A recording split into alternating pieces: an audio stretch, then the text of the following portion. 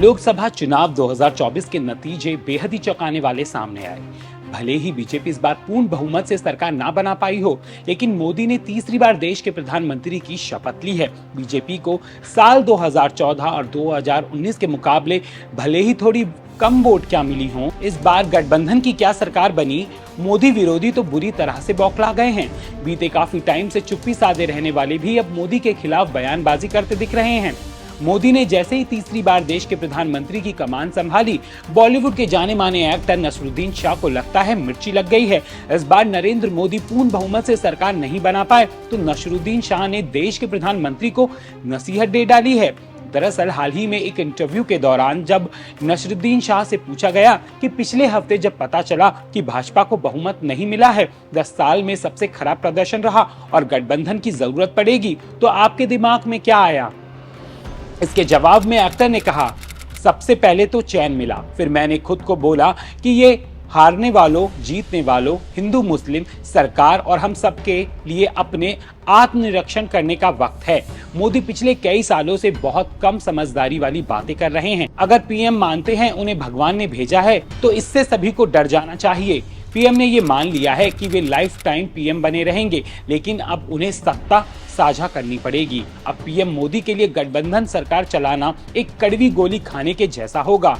यह भी समस्या है कि नरेंद्र मोदी हर बात को पर्सनली ले लेते हैं। उनके साइकोपैथ फैंस भी ऐसे ही हैं। नसरुद्दीन शाह यहीं नहीं रुके, उन्होंने आगे कहा कि मोदी कई तरह की टोपियां पहनने के शौकीन लगते हैं, मैं उन्हें जाली वाली टोपी में देखना चाहता हूं। मोदी इतने ज्यादा ईगो वाले हैं कि वो कभी स्वीकार नहीं करते हैं। अगर गलती की तो उन्हें ये दिखाना होगा कि मुस्लिम भी देश के नागरिक हैं और वो उनसे नफरत नहीं करते हैं।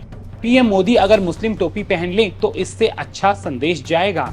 इससे मुसलमानों के बीच एक संदेश जाएगा कि वह मुस्लिमों से नफरत नहीं करते हैं। अगर पीएम मोदी ऐसा संदेश देंगे तो ये बड़ा मददगार साबित होगा। एक कार्यक्रम में जब उनको कुछ मौलवियों ने टोपी दी थी तो उन्होंने पहनने से मना कर दिया था। इस याद को भूलना मुश्किल है। मोदी ऐसा कर लेते तो ये जेस्चर होता कि हम अलग नहीं हैं। वह मुस्लिमों को समझा पाए तो ये बहुत मददगार होगा। तो देखा आपने, पीएम मोदी बहुमत से सरकार नहीं बना पाए तो कैसे नसरुद्दीन शाह बोल रहे हैं कि वो मोदी को जाली वाली टोपी में देखना चाहते हैं।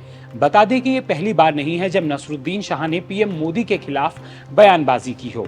इससे पहले भी वो कई बार इस तरह के बयान देकर चर्चाओं में आ चुके हैं। ये वही नसरुद्दीन शाह हैं जिन्हें भारत में डर का एहसास होता है। सालों पहले नसरुद्दीन शाह ने एक इंटरव्यू में भारत में डर लगने की बात कही थी और बच्चों के लिए चिंता जताई थी।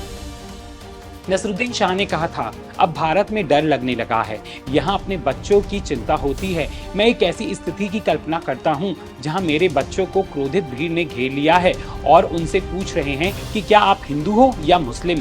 मेरे बच्चों के पास कोई जवाब नहीं होगा क्योंकि हमने अपने बच्चों को धार्मिक शिक्षा दी ही नहीं है। मैं मुसलमान हूँ और मेरी वाइफ हिंदू। धर्म के नाम पर भारतीय समाज में जहर फैलाया जा रहा है। नसरुद्दीन शाह को जिस देश में डर का एहसास होता है वो उसी देश में इस तरह के बयान देने के बाद भी अच्छे से रह रहे हैं। इस देश में रहकर फिल्मों के जरिए अच्छी खासी कमाई कर रहे हैं और तब भी देश के ही प्रधानमंत्री के खिलाफ अपनी भड़ास निकाल रहे हैं। अब नसरुद्दीन को मोदी को बहुमत ना मिलने पर चैन मिल रहा है, लेकिन वो ये भूल गए कि अब भी नरेंद्र मोदी ही देश के प्रधानमंत्री हैं। बताते चलें कि लोकसभा चुनाव में बीजेपी ने 240 सीटें जीती थी, जबकि एनडीए गठबंधन के साथ मिलकर वो 293 सीटें हासिल करने में कामयाब हुए, जबकि इंडिया गठबंधन 234 सीटें ही अपने नाम कर पाई। वैसे जिस तरह से मोदी को तीसरी बार पीएम बनता देख नसरुद्दीन शाह बौखला गए हैं, उस पर आपका क्या कहना है, हमें कमेंट करके जरूर बताएं।